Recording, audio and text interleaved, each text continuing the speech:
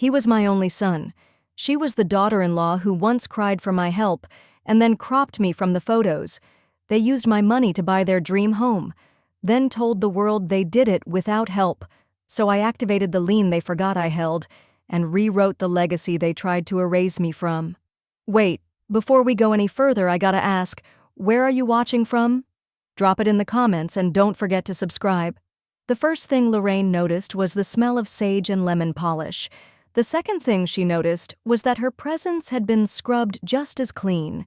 The entryway of Ryan and Brooke's new home was painted in a trendy matte beige, curated to look both expensive and casual. A narrow walnut credenza ran the length of one wall, topped with 3 ivory taper candles and a dried eucalyptus wreath. But it was the opposite wall that took her breath away, not because of its beauty, but because of what wasn't there.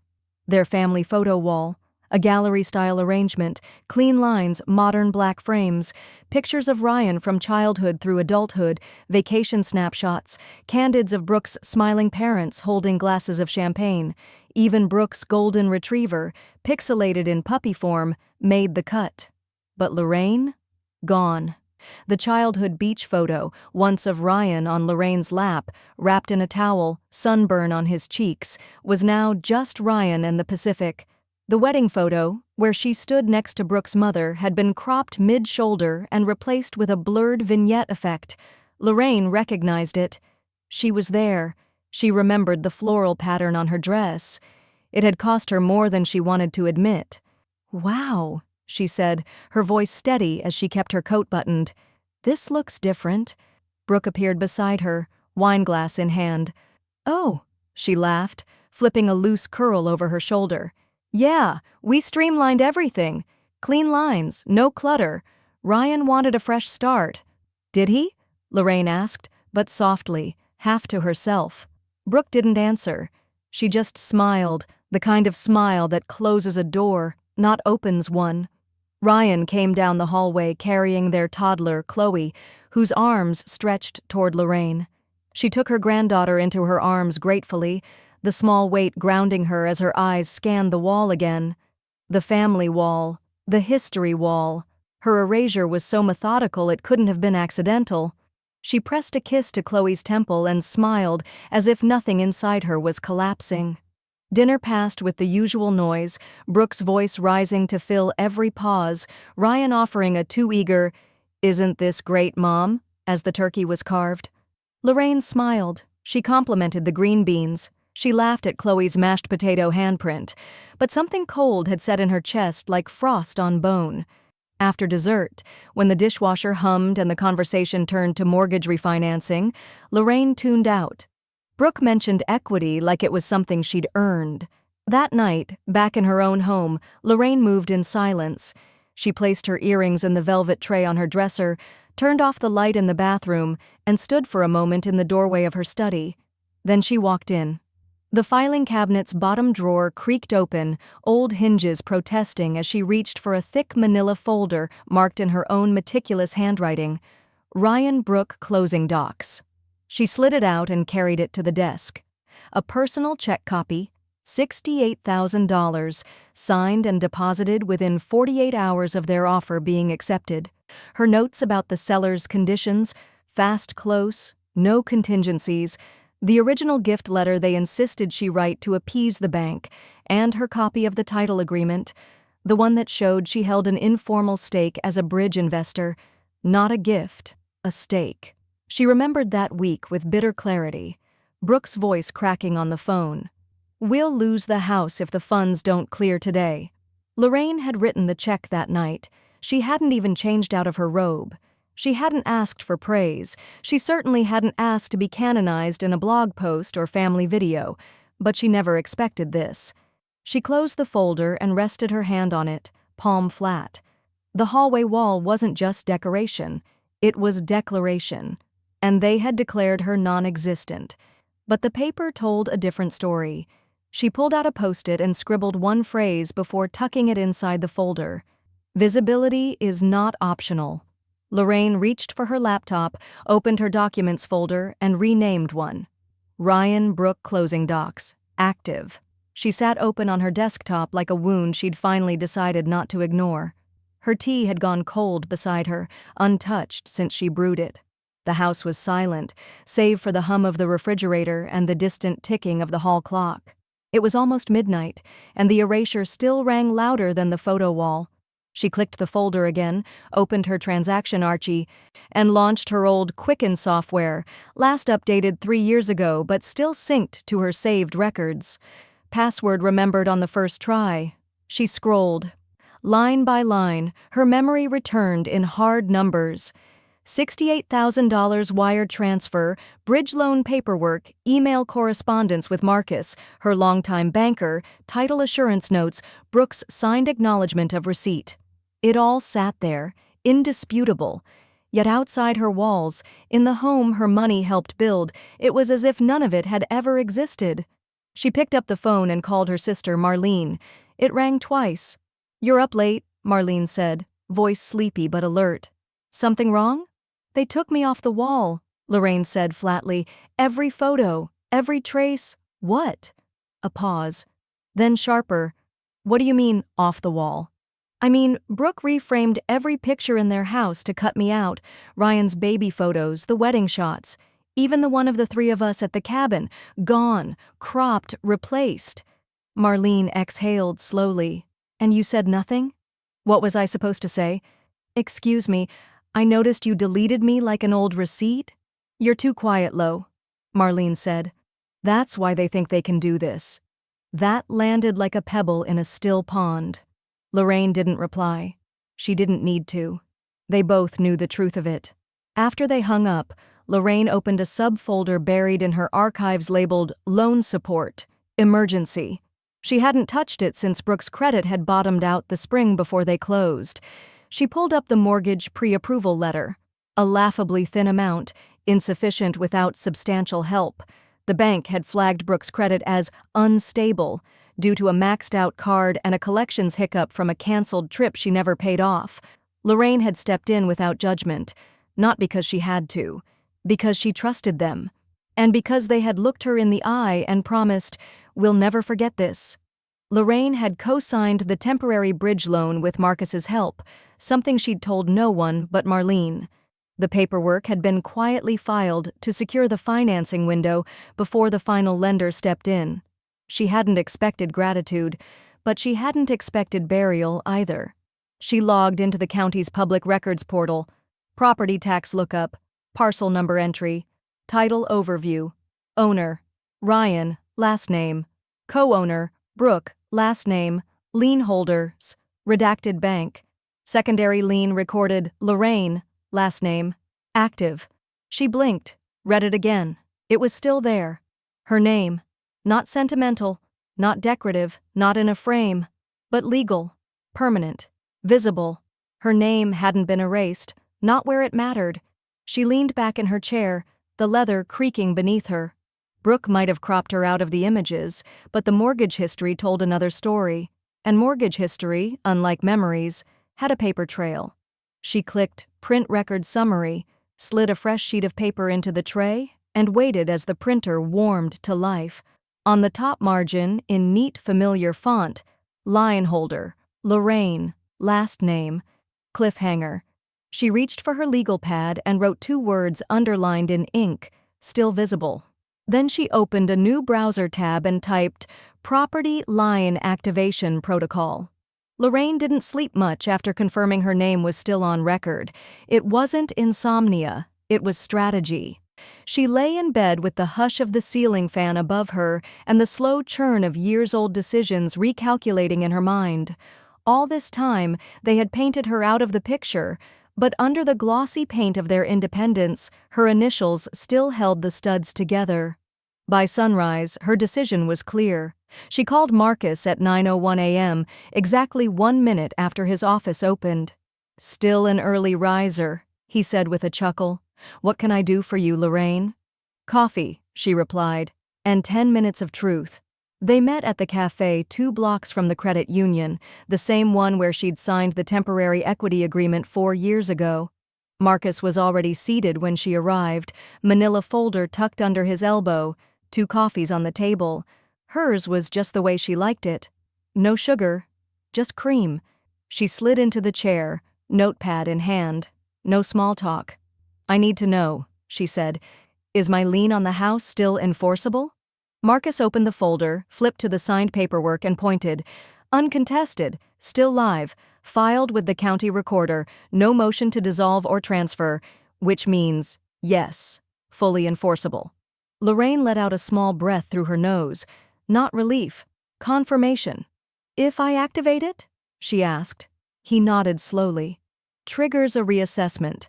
The lender would be required to acknowledge your equity claim. Depending on the terms, it could stall any refinance or property sale." She smiled without humor. "Good." Marcus gave her a look, the kind that mixed curiosity with a trace of warning. "Lorraine, if I may ask, what's changed?" She stirred her coffee on. See. Then again. "Brooke erased me." "Erased?" "From photos, from memory, from the narrative of how they got that house." She met his eyes. "But they built it with my name in ink." He leaned back. "Do you want to move forward with activation?" She sipped, then set her cup down. "Not yet, but I want to be ready." Marcus passed the contract across the table. "Scan it, lock it down, and keep the original somewhere only you know. If anything escalates, you'll need to produce the signed copy quickly." "I've already made a copy for my attorney," she said quietly, taking the paper. "This is just making it bulletproof." As they stood to leave, Marcus paused. "You always kept good records, clean, unemotional, just numbers and facts." She gave a tight nod. "It's how I stayed married. It's how I raised a son. And now it's how I'm going to stay in the story." The drive home was quiet. She didn't turn on the radio, just the sound of her tires over pavement and the dull thud of the contract resting on the passenger seat. Her mind cataloged every interaction from the past year. Brooke's hollow compliments, Ryan's distracted half-hugs, the family brunches where she was treated like a fixture, not a figure. Back home, she scanned the document. 2 copies, one saved to an encrypted cloud folder, the second to an external drive.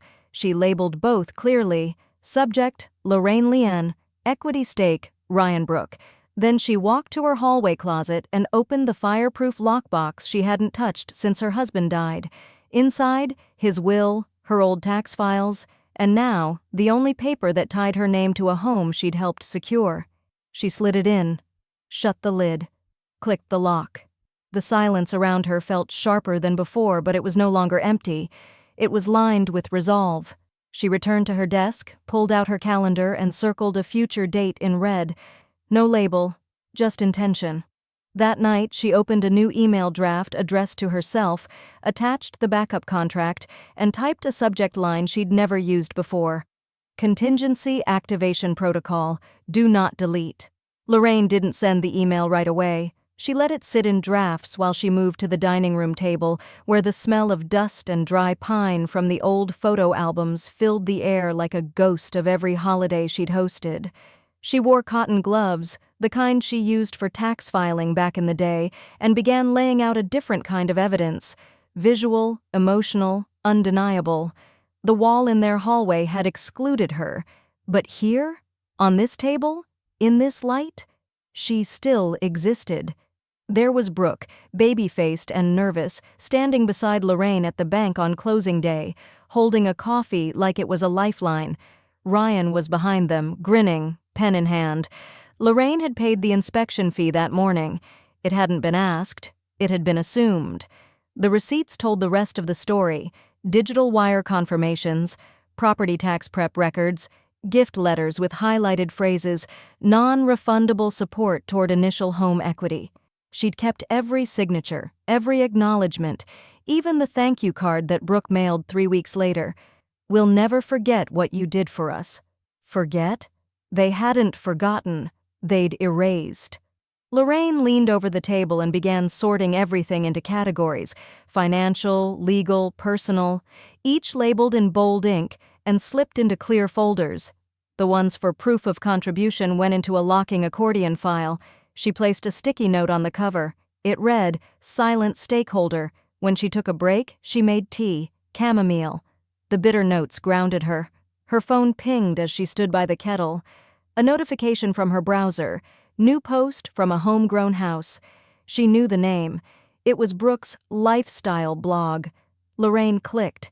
The headline read, "How We Bought Our First Home Without Help, Our Journey Toward Financial Freedom." The post was sleek, image-heavy, and dripping with curated grit. It detailed late nights of budgeting, spreadsheet formulas, credit repair. Lorraine scanned line after line, waiting, hoping for a mention. Nothing. Her stomach turned as she read the words, "We didn't come from money, but we believed in our dream enough to build it alone." Then came a photo of the kitchen, her granite countertops, her contribution, and a caption beneath it, "Everything we have, we earned." Lorraine didn't cry. She printed the post, highlighted the quote, then she placed it at the front of the proof of contribution file. She walked to her desk, opened her email, and pulled up the draft she'd left untouched. She added a new line above the attachment. "Saw this today. Thought you'd appreciate the revisionist history." She attached a PDF of the blog post. Then below it, she typed, "Subject, this didn't age well, did it?" Her finger hovered for a moment above send, then clicked. 5 minutes later, Marcus replied with 3 words that felt like a smirk in email form. "Ready when you are." No emojis. No fluff, just that cold, surgical phrase that cut through doubt like a scalpel. Lorraine sat back in her chair, eyes narrowing at the glow of the laptop. She didn't need to ask what he meant. She already knew. She clicked into the folder titled Ryan Brooke Equity Transfer and opened the file like it was a sealed vault. Inside, every number, every timestamp, every clause she had buried beneath generosity was sitting there like ammunition. She emailed Marcus back 2 words, "Initiate consultation." 2 days later, Lorraine stood in the hushed lobby of Lively and Hunt, the real estate law firm where she and Mark had once updated their living trust. Same smell, polished walnut and lavender disinfectant, same ticking grandfather clock in the corner, too slow to notice its own decay. A young assistant led her into a corner office where Dana Lively, polished in navy silk, stood and smiled warmly. "Lorraine, I read the blog. And I read your paperwork. Let's talk lien activation." Dana moved with quiet authority, spreading documents across the table like a dealer at a very high-stakes game. Lorraine's original soft lien was still valid, signed, notarized, and shelved in legal limbo, waiting. "If we activate this," Dana said, tapping the top page, "a notice goes directly to their mortgage servicer. The lender flags their file and Brooke and Ryan will be notified of your legal claim. It complicates refinancing, and they'll know, fast." Lorraine nodded once. "That's fine. I want it ready, not delivered." Dana cocked her head. "Staging a financial chess piece?" "I'm not moving yet," Lorraine said, "but they should feel the weight of my hand near the board."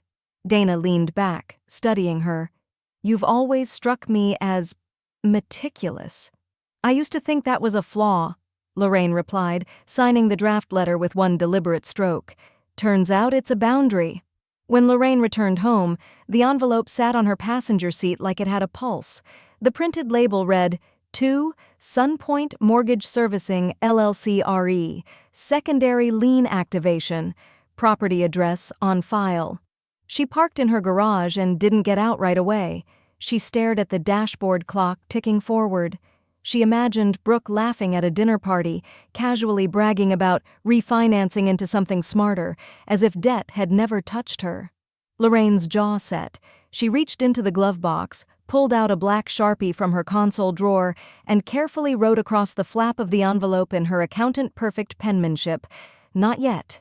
She placed the envelope back inside, shut the compartment, and locked it. Later that night, she retrieved her backup drive, scrolled through the documents again. The co-investment contract, the equity letter, the notarized statements, the text from Brooke reading, "We'll never forget what you did for us. Truly family. Family." Lorraine poured a half glass of wine, no garnish, and opened her safe. Inside were a few things: her husband's old cufflinks, their marriage license, and a letter she wrote to herself when Mark died. She gently removed the hard copy of the equity agreement, slid it into a hollowed-out cookbook, the heirloom kitchen, and slid the book back into its shelf. She didn't need to read the letter to Ryan and Brooke again. She already knew every line by heart. As she turned off the lights in the hallway, Lorraine glanced once at the blank spot on her own wall where the family portrait used to hang. This time she didn't sigh. She smiled, because some walls weren't built with plaster, some were built with paperwork and signatures that didn't fade. Lorraine didn't put the portrait back. She left the blank space above her hallway console as it was, quiet, clean, deliberate, a daily reminder that silence could be strategic. Let them wonder why she'd gone still. She canceled lunch with Brooke the following Saturday. "Just a touch of fatigue," she texted. No one questioned it, not even Ryan. A week later, she missed a birthday dinner for a distant cousin. "Feeling reflective," she said. In truth, Lorraine wasn't avoiding them out of bitterness. She was observing what happened in her absence, what shifted, what was said when she wasn't there to fill the space. Sometimes invisibility was the best vantage point. On a crisp Sunday morning, Ryan finally reached out. "Ryan, everything okay, Mom?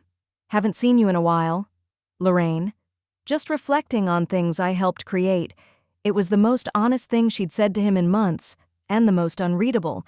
She arrived at their next family brunch precisely 10 minutes late, just long enough to force them to start without her. Brooke opened the door in a beige cashmere sweater and wide smile, her eyes scanning Lorraine's face for any clues. "You look rested," Brooke said, a little too brightly. "I've had time to think," Lorraine replied, stepping inside with a bottle of store-bought Prosecco instead of her usual homemade quiche. The living room was redecorated again.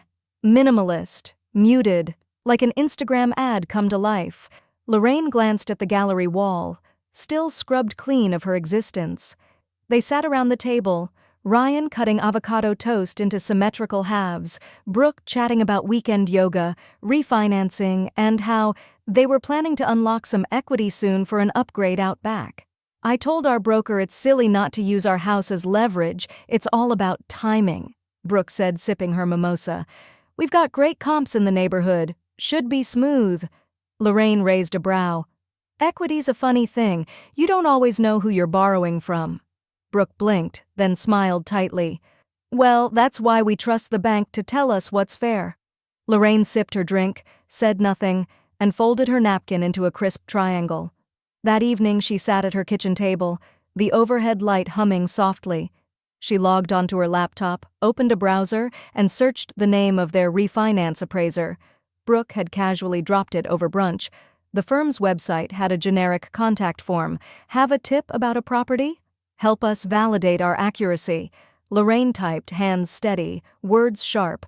"Property at address redacted is pending valuation. Please verify status of all existing liens, especially any secondary lien agreements with active record. Unlisted obligations may impact fair assessment. No name, no signature." She clicked send and closed the tab. Then she reached into her drawer and pulled out her notebook. On a fresh page, she wrote the date and titled the entry, "Equity Whisper, Phase 1. 2 days later, her phone buzzed with a notification from Marcus. "Appraiser just pulled lien file. Quiet but official. Consider it your move." Lorraine leaned back, her tea going cold beside her. She didn't smile this time. She didn't have to. That night, Brooke posted a casual photo captioned, "New plans, new beginnings." But Lorraine knew better, because 20 minutes later, that same appraiser called to confirm a follow-up inspection. And Lorraine? She was already drafting her next move. The tip went out with no return address, no signature, just 7 careful words, typed on a clean line, "Double-check secondary lien status before appraisal." Then Lorraine closed the browser, wiped her keyboard with a soft cloth, and sat back like a woman who'd just tilted the first domino. She didn't need confirmation. Not yet. The real proof would come in the silence that followed. 3 days later, she received the first ripple. A missed call from Ryan, followed by a vague text. "Ryan, hey Mom, did you get anything from the bank? We're seeing some weird flags during refi prep." She waited 3 hours before replying. Lorraine, "Nope, but let me know if you need help sorting it. You always had a great head for details." By the time she sent it, she'd already seen the paused appraisal note in the county's online assessment portal. Status: pending documentation clarification. Brooke's Instagram stayed active. Brunch plates, yoga selfies, a quote about abundance energy. But there was no mention of the equity loan she'd gushed about 2 weeks prior at brunch. Lorraine remembered every word. "We're finally pulling cash from the walls," Brooke had said proudly, tapping her mimosa with Ryan's. "This house is about to fund the next chapter." Now, the walls weren't giving them anything. Lorraine kept her face neutral when Ryan called again the following week, his voice tight with attempted calm. "I was just double-checking something," he said. "Do you remember if your name was ever formally included on the loan? I mean, back when you helped us?" "I do," she answered simply. Then let the silence fill the space. After a pause, she added, "But I don't think you're asking because you forgot, Ryan." "What's going on?" He stumbled. "Oh, it's probably nothing. Some processing hiccup." She hummed. "Well, let me know if it becomes something." Later that night, she opened a notebook she'd started months ago, titled in her own hand, Financial Hygiene. Under a new heading, Phase 2, Interference, she wrote, "Bank aware of lien appraisal on hold, Ryan uncomfortable, Brooke quiet." The pause in their plan was visible everywhere but explicitly said nowhere. The silence between them thickened like paste. Then the email came. From Brooke Collins. Subject: "Hey, quick. Q. Hi Lorraine, hope you're well. Wondering if we can sit down sometime soon and go over a few house-related things, just logistics and such, totally casual. Let me know when's good. No signature, no love, just cheerful manipulation in a Google-friendly font." Lorraine didn't reply right away. She brewed her tea, stirred in a touch of honey, and sat on the porch as the early spring wind cut gently across her arms. She let the quiet confirm her decisions, let the withheld response be its own kind of echo. Inside, her phone pinged again. A second text from Ryan, minutes after Brooke. Email Ryan, "Hey, she just emailed you. Let's all talk soon." She tapped the screen and scrolled. For a moment her reflection stared back at her, hollow-eyed in the glass, backlit by her own living room. No filters, no crops.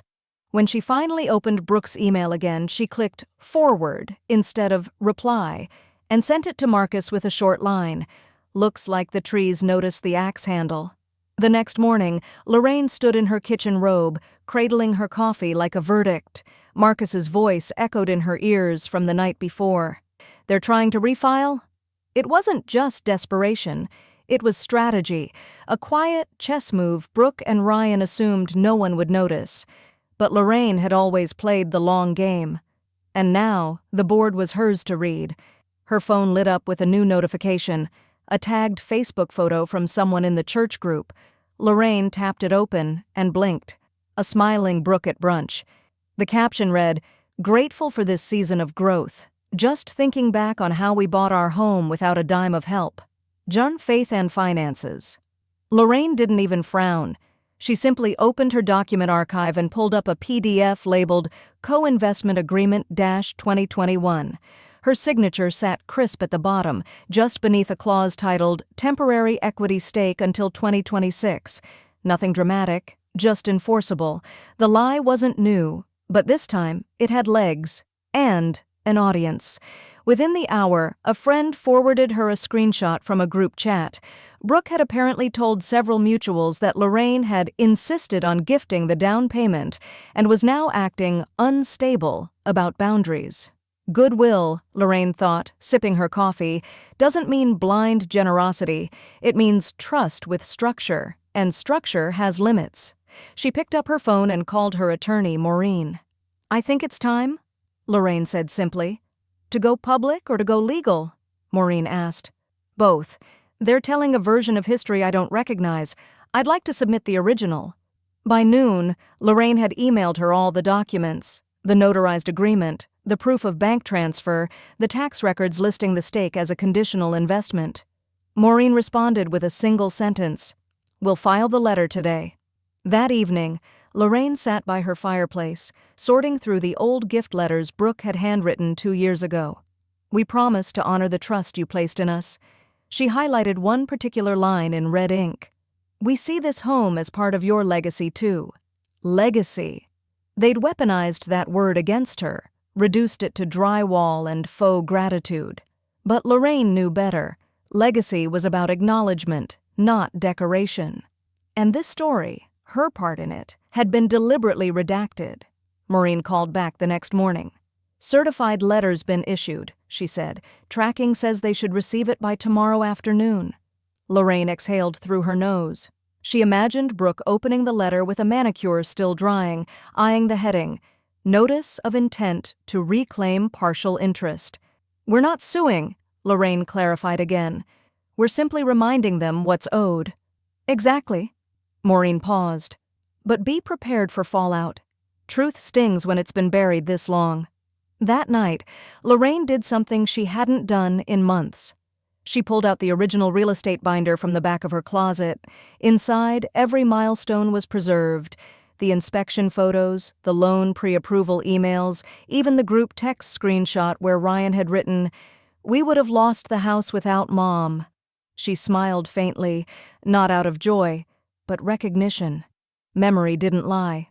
People did. The doorbell rang mid-afternoon the next day. She didn't need to ask who it was. A delivery man held out a stiff white envelope. "Certified mail," he said. "Signature required." Lorraine took the envelope with a steady hand, signed the slip, and closed the door. She didn't need to open it. She had sent it. She walked to her study, placed the envelope on the corner of her desk, and turned to her bookshelf. Among the photo albums and ledgers was a slim notebook labeled "Future Disbursement Revisions." She flipped it open, then added a new bullet in firm, controlled handwriting. "Issued formal reminder of lien stake." Then, without ceremony, she placed the pen down, picked up her tea, and stared out the window. The late afternoon sun fractured across her garden window like glass truths catching light. She didn't feel anger anymore. Only clarity. A day later, Ryan called. Voicemail only. "Hey, Mom, we got the letter. Brooke's a little upset. Just want to talk about it. Let's not make this bigger than it needs to be." Bigger than it needs to be? Lorraine deleted the message. Then she opened a blank email and began typing a draft to Maureen. Subject: Next Steps. Maureen hit send on the certified letter, its bold heading sharp as a blade. Intent to reclaim partial interest in property. The certified letter arrived with the kind of weight only truth carries. It required a signature, and it left one too. In the air, in the family, in the way Ryan and Brooke now said her name without saying it. Lorraine didn't need to guess when it had landed. She felt it, like a tremor through the fault lines she'd been tracking for months. By the end of that week, a notification appeared in the county recorder's public portal. Lien history updated. Her name, once buried beneath closing forms and polite erasures, now sat front and center in the digital record. The equity stake she'd documented with lawyerly precision was no longer dormant. It was breathing, visible, official. She refreshed the page twice just to be sure. 2 days later, Brooke posted an Instagram story from her kitchen with a wine glass in hand. "Some people just can't stand to see you thrive without them." The text was white, the bitterness bold. Lorraine didn't respond. She watered her violets and took a screenshot. The call came that evening, not from Brooke, from Ryan. "Hey, Mom." His voice sounded older, thinner. "Do you have a few minutes? I think we need to talk." She paused before answering. "Of course. Are you alone?" A silence. "Yeah." He came the next afternoon, dressed in jeans and the same worn gray hoodie he always wore when he was anxious. She noticed he hadn't shaved. He didn't go for a hug, just stood in her living room like someone arriving to deliver a message instead of receive one. "So," he said, "you filed the lien." Lorraine motioned to the couch. "I activated what already existed. I didn't file anything new." He sat down slowly. She sat across from him, knees together, hands folded. "Brooke's furious," he said. "She thinks you're trying to sabotage us." Lorraine tilted her head slightly. "Do you?" He didn't answer. Instead, he stared at the rug. a faded Oriental she and his father bought on their 20th anniversary. She watched him realize it was still there, unchanging. "Why now?" he asked. Lorraine opened the folder beside her. No drama, no lecture. Just documentation. Because when someone removes you from their narrative, you have two options: disappear or footnote yourself into history. She handed him a copy of the blog Brooke wrote, the screenshots of her name erased from baby photos, and the equity contract with his signature and hers. "You signed this," she said. "You both did." He took the papers but didn't read them. "I thought you wanted us to have that house," he said. "You said it was for our future." "I did, but not in exchange for disappearing." The wind outside rattled the windows. Ryan rubbed his forehead. "She says you're jealous." Lorraine laughed, once dry and soft. "I was a CPA for 30 years. I raised you, I buried your father, I funded your down payment, and I rebuilt my entire life after widowhood without collapsing. I don't envy either of you. I just remember everything." He looked at her. Finally. "So what now?" Lorraine stood and walked to her desk. She pulled a sealed envelope from the drawer. "Now," she said. "You read this." He took it without opening it. "What is it?" "A summary of my legal standing," she said. "With updated terms. Nothing punitive, just fair. It states what I own, what I've given, and what I'm no longer willing to be quiet about." He ran a hand through his hair. "You really want to go down this road?" She smiled. "Ryan, I've already walked it. You're the one deciding if you want to catch up or reroute." He nodded slowly, stood, tucked the envelope under his arm. At the door, he paused. "I just don't want to lose you," he said quietly. "Then stop giving me reasons to vanish," she replied. He left without another word. The next morning, a phone call had landed in Lorraine's ear like a dropped coin in a still fountain. "We need to talk. Alone," Ryan had said, his voice tight with things he wasn't ready to say. She didn't answer right away. She let silence hold space. Not out of cruelty, but control. When she finally said, "Come by tomorrow," it wasn't an invitation, it was a boundary. The next afternoon she brewed coffee, not the cheap pods Ryan always teased her about, but the French roast her husband used to love. The smell alone could make a room feel heavier with memory. She poured 2 cups, set them down, then placed the photo album on the table between them like a summoned ghost. Ryan arrived, looking like a man who'd tried too hard to appear relaxed, slacks too crisp, collar too buttoned. He sat without touching the coffee. "You didn't have to go this far," he said after a moment. It's making things tense." Lorraine didn't blink. She opened the album slowly, deliberately, each page creaking like an old hinge. "She said I was erased for aesthetic," she said, "but you didn't stop her." He ran a hand through his hair. "Mom," she turned the page. "You see this one? Your high school graduation? You had chickenpox scars on your forehead, remember? I airbrushed them myself. Took the picture into a local shop and paid extra. You never knew that." Ryan stared at the image. He looked younger, softer, smaller. "I'm not doing this to punish you," she said. "I'm doing this to remember what I gave." Ryan leaned forward. "Then let's talk. Let's figure out something. Maybe remove the lien quietly. Maybe add a new clause or something that doesn't hurt our chances of refinancing." Lorraine closed the album. "I'm not here to protect your mortgage. I protected your childhood. I protected your credit, your ability to start a life. I used my name to give you a roof, and you stood by while she painted me out of the foundation." Ryan exhaled sharply, jaw working. "You're twisting it." "No, Brooke twisted it. You held the camera." Silence stretched between them, thick as cement. In the corner, the ticking of the wall clock counted seconds like verdicts. "You know what this really is?" he finally said. "Control. You want to control the narrative. You always have." She didn't argue. Instead, she reached to the side and pulled out a sleek black folder with a gold clasp, labeled in firm penmanship, "Revised Estate Disbursement." She slid it across the table, fingertips lingering just a second longer than necessary. "I rewrote the will," she said.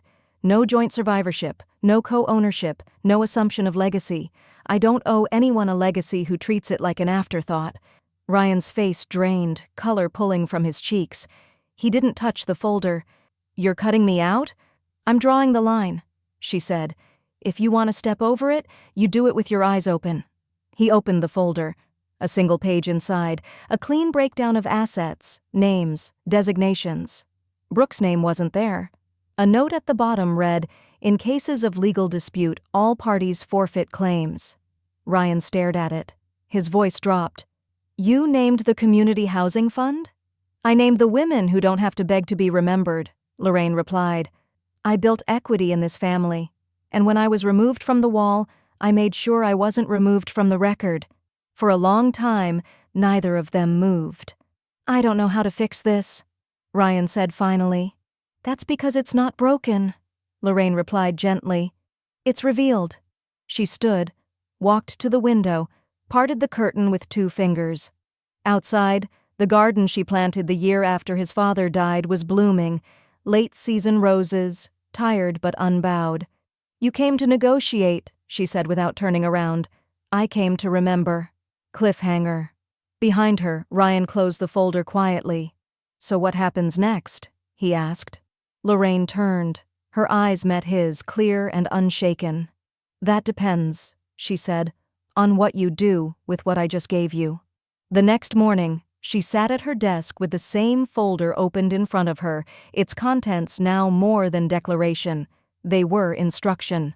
Her son had left the house without argument, without promises, but in his eyes she had seen it. The impulse to retreat, to rationalize, to try to find compromise where none was offered. So she made sure there wouldn't be one. The lawyer's office smelled faintly of lemon cleaner and wood polish. Her pen scratched softly over pages like wind combing dry grass. I want a no-contest clause, she said, without waiting for the usual review. If any beneficiary disputes the estate, they forfeit their share. Full stop. Her attorney, Ms. Darrell, paused her typing. You're sure? I've never been clearer, Lorraine replied, eyes fixed ahead. I'm not rewarding revisionism. They removed Brooke's name from every clause. No survivorship on the savings bond. No inheritance rights on the lake cabin Lorraine had bought with her husband in 1994. The cabin deed, she noted, still had her husband's name next to hers. No one else's. It stayed that way, but Lorraine didn't just remove. She redirected. I'd like to transfer $25,000 to the Elm Street Housing Equity Project, she said, under Arthur's name. Anonymous to the public, but I want a letter for my personal file. Her voice caught, only slightly, on her late husband's name. Ms. Darrell looked up, softened. He'd be proud. Lorraine didn't answer. She simply nodded once, slow and quiet, and pressed her palm flat over the final page of the will, like she was sealing it with weight, alone. That evening, she stepped into her study as the light outside dimmed into a soft plum hue. The shadows on her bookshelves stretched long, and for a brief second, she imagined her past self reaching out from them, every version of her that had been minimized, softened, thanked, but never included. She pulled open the drawer of her filing cabinet marked Estate, Active, placed the newly signed document inside, and shut it with finality. Not a bang. Just a click that sounded, to her, like punctuation. The email to Ryan and Brooke was pre-written, scheduled for 8 a.m. the next morning. It contained only one attachment, a scanned PDF with a cover letter that read, C. Then again. Brooke erased me. Erased? From photos, from memory, from the narrative of how they got that house. She met his eyes. But they built it with my name in ink. He leaned back. Do you want to move forward with activation? She sipped, then set her cup down. Not yet, but I want to be ready. Marcus passed the contract across the table. Scan it, lock it down, and keep the original somewhere only you know. If anything escalates, you'll need to produce the signed copy quickly. I've already made a copy for my attorney, she said quietly, taking the paper. This is just making it bulletproof. As they stood to leave, Marcus paused. You always kept good records, clean, unemotional, just numbers and facts. She gave a tight nod. It's how I stayed married. It's how I raised a son. And now it's how I'm going to stay in the story. The drive home was quiet. She didn't turn on the radio, just the sound of her tires over pavement and the dull thud of the contract resting on the passenger seat. Her mind cataloged every interaction from the past year. Brooke's hollow compliments, Ryan's distracted half-hugs, the family brunches where she was treated like a fixture, not a figure. Back home, she scanned the document. 2 copies, one saved to an encrypted cloud folder, the second to an external drive. She labeled both clearly. Subject, Lorraine Leanne. Equity stake, Ryan Brooke. Then she walked to her hallway closet and opened the fireproof lockbox she hadn't touched since her husband died. Inside, his will, her old tax files, and now, the only paper that tied her name to a home she'd helped secure. She slid it in, shut the lid, clicked the lock. The silence around her felt sharper than before, but it was no longer empty. It was lined with resolve. She returned to her desk, pulled out her calendar, and circled a future date in red. No label, just intention. That night, she opened a new email draft addressed to herself, attached the backup contract, and typed a subject line she'd never used before. Contingency Activation Protocol. Do not delete. Lorraine didn't send the email right away. She let it sit in drafts while she moved to the dining room table, where the smell of dust and dry pine from the old photo albums filled the air like a ghost of every holiday she'd hosted. She wore cotton gloves, the kind she used for tax filing back in the day, and began laying out a different kind of evidence: visual, emotional, undeniable. The wall in their hallway had excluded her, but here, on this table, in this light, she still existed. There was Brooke, baby-faced and nervous, standing beside Lorraine at the bank on closing day, holding a coffee like it was a lifeline. Ryan was behind them, grinning, pen in hand. Lorraine had paid the inspection fee that morning. It hadn't been asked. It had been assumed. The receipts told the rest of the story: digital wire confirmations, property tax prep records, gift letters with highlighted phrases, non-refundable support toward initial home equity. She'd kept every signature, every acknowledgement, even the thank you card that Brooke mailed 3 weeks later. "We'll never forget what you did for us." Forget? They hadn't forgotten. They'd erased. Lorraine leaned over the table and began sorting everything into categories: financial, legal, personal, each labeled in bold ink and slipped into clear folders. The ones for proof of contribution went into a locking accordion file. She placed a sticky note on the cover. It read, "Silent stakeholder. When she took a break, she made tea, chamomile." The bitter notes grounded her.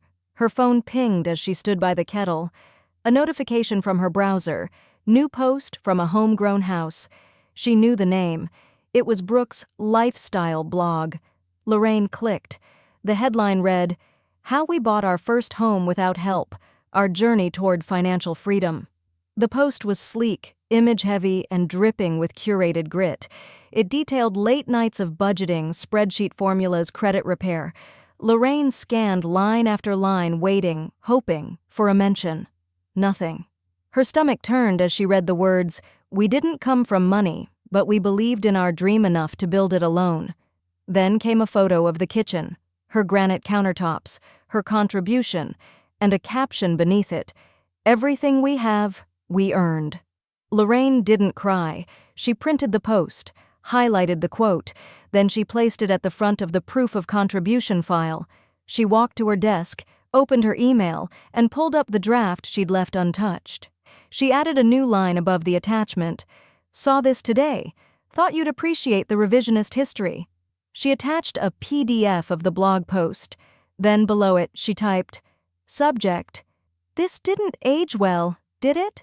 Her finger hovered for a moment above "send," then clicked. 5 minutes later, Marcus replied with 3 words that felt like a smirk in email form. "Ready when you are." No. Time, not a text. A FaceTime call. From Ryan. No advance warning, no emoji. Just his name, waiting on the screen. And Lorraine? She let it ring once before answering. Lorraine answered the FaceTime call without adjusting the camera angle, her expression unfiltered, unflinching. Ryan's face filled the screen, strained, tired, and lit from below like he'd called from his car. I just found out the refi fell through, he said. No hello. She raised one eyebrow, slowly. He looked down, rubbed the back of his neck. Did you send anything to the lender? I sent a truth they neglected, Lorraine replied calmly. Turns out the lien they forgot I held still has teeth. Ryan didn't respond immediately. In the background, she could hear the faint clatter of a baby toy, his daughter, her granddaughter, giggling off-screen, unaware her family tree was being pruned one silent conversation at a time. It was just to access some equity, he muttered. We weren't trying to hurt you. You already did, Lorraine said. And then she ended the call. 3 days later, Brooks' contractor backed his truck out of the driveway with a half-installed patio cover still sagging in place. The check she wrote had bounced. Future funds had evaporated the moment the title company flagged the unresolved lien. No equity access, no disbursement. The system didn't care about family tension, only signatures and recorded instruments. Lorraine had provided both. Brooke exploded first. Her Instagram post read, "Nothing like being sabotaged by someone who's supposed to support you. Some people build fences, others pull them down from spite." Lorraine didn't reply. Instead, she opened a new document, Chronology of Events, Revised. She added the date the refinance was denied, highlighted the lender correspondence, and underlined Brooks' Instagram post. At the bottom, she wrote in small type, "The only fences I built were financial. They were never meant to be climbed over." Ryan showed up at her doorstep that Friday evening, wearing his weekend hoodie and the look of someone negotiating a hostage release. "We didn't think the lien was still in effect," he said before she even offered him tea. "You didn't want it to be," she corrected, ushering him into the same living room she'd once rocked him to sleep in. "There's a difference." "I'm trying to keep the peace here," he said. Lorraine leaned against the kitchen doorway. Peace wasn't lost. It was removed, like my face from the hallway, like my name from the story. He bristled. "Brooke's trying, she just has a strong personality." "She erased mine," Lorraine replied. "And you held the pen." He opened his mouth, then closed it, then finally said the quiet part aloud, "We need the funds." We'd already hired out work. We're behind on the remodel. Brooke's planning her counseling practice in the guest house. Lorraine blinked. "So now my money builds her future client's space." His face flushed. "That's not what I meant. It's what you allowed." Silence settled between them. And when it broke, it did so with shattering clarity. "She says it's you or her," Ryan said. The ultimatum he clearly hoped wouldn't have to be spoken. Lorraine stepped forward. "You know, I always assumed you'd marry a woman who'd challenge you. I never guessed you'd marry one who'd rewrite me." He looked down at the floor, at the same tile she'd personally installed the year he left for college. "So what now?" Lorraine handed him a single sheet of paper. It wasn't a threat. It was a summary of lien terms, amortization impact, and reassessment triggers. Nothing new, just the reality. She pointed at the final line, "Lien is fully releasable upon formal written apology and acknowledgement of original contribution, with recordation of a revised title notation." "You can keep your wife," she said, "but you can't keep the lie." Ryan read the page twice, then folded it silently and walked out the door. An hour later, Lorraine's phone buzzed. A text from Brooke. "You've made your point. Now let me make mine." Attached was a photo, a trash bin. Inside it, a torn envelope, Lorraine's name barely visible beneath the rip, and a caption, "Some things belong in the past." Lorraine stared at the image for a long, still moment. Then she turned off her phone and opened a clean notepad. Lorraine didn't text back. She didn't need to. Instead, she walked to the bookshelf in the corner of her den, the one Brooke never saw value in, and pulled out the old photo album, its leather spine faded from light and time. The pages sighed as she opened it. Page 14. Ryan's 5th birthday. Her hand guiding the candle lighter while he beamed, cheeks sticky with frosting. Page 23. High school graduation. Her arm around his shoulders, his tassel crooked, both of them glowing. Page 37. A faded photocopy of the down payment check slipped behind a baby photo of Ryan curled on her chest. Lorraine slid one picture, just one, from its plastic. sleeve. A candid shot, her laughing, Ryan mid-hug, their faces unguarded and real. She placed it on the kitchen table, then pulled a modest silver frame from the hall closet. Not ornate, just solid, like the history they shared. That afternoon, she wrapped the frame carefully in bubble wrap, boxed it, and mailed it to Ryan. No card, no caption, no explanation, just her return address. The call came the next morning. "Mom?" His voice was quieter than usual, unsure. "I got the photo." She said nothing. "It hit me harder than I thought it would." She waited. I think I've been pretending that things weren't erased, that they were just updated, streamlined." Lorraine let out a breath. "History isn't supposed to be streamlined, Ryan. It's supposed to be remembered." "I know." His voice cracked just slightly. "I let her do it. And I didn't say anything. And you knew better." He didn't argue. There was a pause, then, "Is the estate paperwork final?" "Yes." "I thought so." Another beat. "But Ryan," she said gently, "you're still in the will." He inhaled, a small sound but full of weight. "She isn't," Lorraine added. Her voice didn't waver. That weekend, Lorraine attended a ribbon cutting at a local housing equity nonprofit, the same one she'd donated to in her husband's memory. She stood toward the back of the crowd, sunglasses on, no name badge. She didn't want attention. She just wanted to watch something be built the right way. After the speeches, one of the organizers pulled her aside with a quiet smile and handed her a cream envelope. "Someone made a donation this week," she said, "in honor of a woman who once funded a home and never got credit. I thought of you." Back home, Lorraine opened the envelope at her kitchen counter. A thick note card, gold lettering. "In honor of the invisible investors, who made roofs possible and never asked for applause."